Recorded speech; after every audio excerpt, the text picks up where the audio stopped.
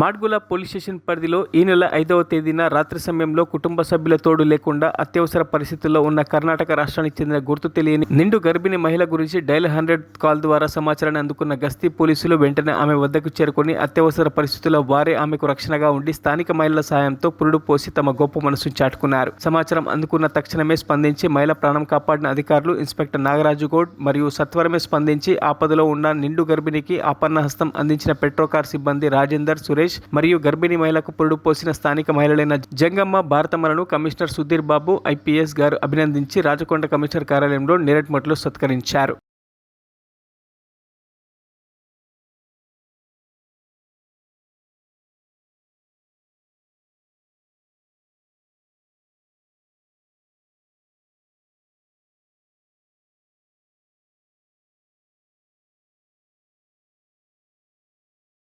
సాయం చేస్తే మనకు ఎవరన్నా సాయం చేస్తారు సార్.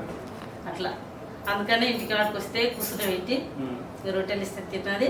తిన్నాక ఇంకా తర్వాత సార్ వాళ్ళకి ఫోన్ చేయంటే సార్ వాళ్ళు వచ్చారు. ఇంకా వాళ్ళకి ఫోన్ చేస్తే వాళ్ళు కూడా వస్తున్నాం జరగట్లా చేసి కాపాడుండ్రి అని చెప్పారు.